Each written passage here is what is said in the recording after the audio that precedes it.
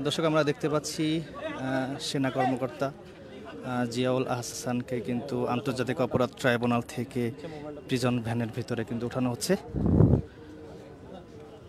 আমরা দেখতে পাচ্ছি সাবেক পুলিশ প্রধান চৌধুরী আবদুল্লাল মামুনকে প্রিজন ভ্যানের ভিতরে কিন্তু ওঠানো হচ্ছে আন্তর্জাতিক অপরাধ ট্রাইব্যুনাল থেকে।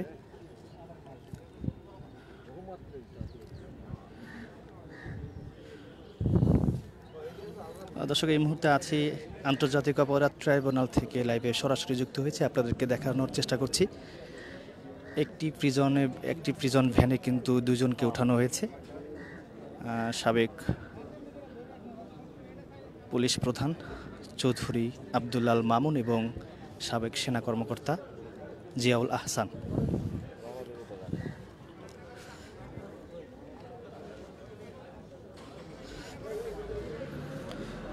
এই প্রিজন ভ্যানে করে কিন্তু নিয়ে যাওয়া হচ্ছে জিয়াউল আহসান এবং আবদুল্লাল মামুনকে। একটু দেখেছি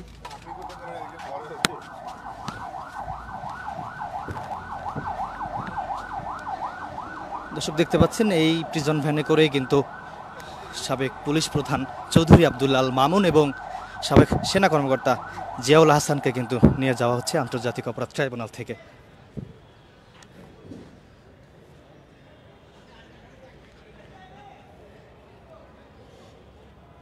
বাকি যে 6 জন রয়েছে সেই 6 জনকে কিন্তু সামনে যে প্রিজন ভ্যানটি দেখতে পাচ্ছেন সেই প্রিজন ভ্যানে কিন্তু তাদেরকে উঠিয়ে নিয়ে যাবেন।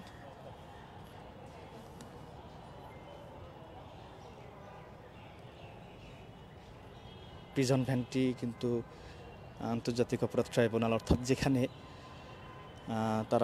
যে 6 জন রয়েছে সেখানে কিন্তু প্রিজন ভ্যানটি আসছে। আমরা সামনাসামনি যাই, যেখান থেকে আসলে বের করা হবে বাকি 6 জন, অর্থাৎ প্রথমে কিন্তু বের হয়েছেন সাবেক পুলিশের প্রধান চৌধুরী আবদুল্লাল মামুন এবং সাবেক সেনা কর্মকর্তা জিয়াউল আহসান, কিন্তু সেই দুজনকে একটি প্রিজন ভ্যানে করে কিন্তু নেওয়া হয়েছে এবং আরও একটি প্রিজন ভ্যান কিন্তু এখানে আসছেন, সেই প্রিজন ভ্যানে করে কিন্তু বাকি 6 জনকে নেওয়া হবে।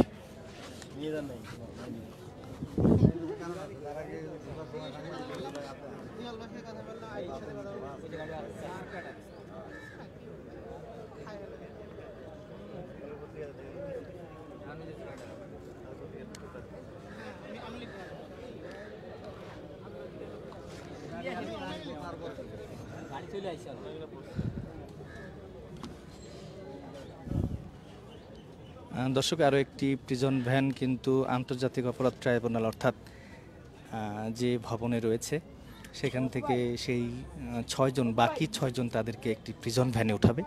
সেই প্রিজন ভ্যান চলে আসছে খুব কাছাকাছি।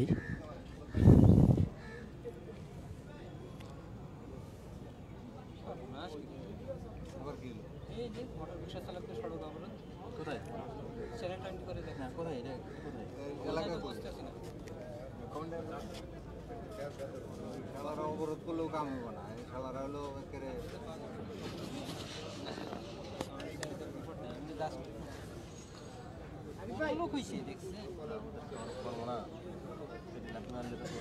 দর্শক আমরা দেখতে পাচ্ছি আরও একটি প্রিজন ভ্যান কিন্তু এখানে নিয়ে আসা হয়েছে এবং এই প্রিজন ভ্যানেই এর আগে আমরা দেখেছি একটি প্রিজন ভ্যানে 6 জন এখানে আনেন, তাদেরকে এখানে নিয়ে আসা হয় এবং তারপরে লাস্ট একটি প্রিজন ভ্যান থেকে কিন্তু সাবেক সেনা কর্মকর্তা জিয়াউল আহসান এবং সাবেক পুলিশ প্রধান চৌধুরী আবদুল্লাল মামুনকে কিন্তু এখানে নিয়ে আসা হয় এবং এখন যেটি দেখতে পাচ্ছি আমরা কিছুক্ষণ আগেই একটি প্রিজন ভ্যানে করে কিন্তু চৌধুরী আবদুল্লাল মামুন এবং জিয়াউল আহসানকে নিয়ে যাওয়া হয়েছে এবং এই প্রিজন ভ্যানে বাকি 6 জনকে উঠানো হবে।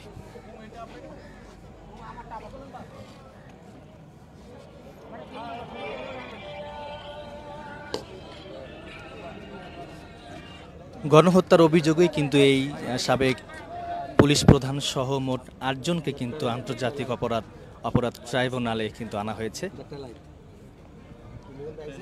আমরা আপনাদেরকে দেখানোর চেষ্টা করব বাকি যে 6 জন, এই 6 জনকেই কিন্তু এই প্রিজন ভ্যানের ভিতরে উঠানো হবে, সেটি আপনাদেরকে এই লাইভের মাধ্যমে দেখানোর চেষ্টা করব। আমাদের সাথেই থাকুন, পুরো লাইভটি দেখুন।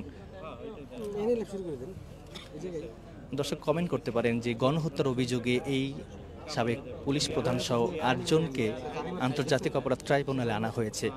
এটি আপনারা কিভাবে দেখছেন সেটি কমেন্টে জানাতে পারেন।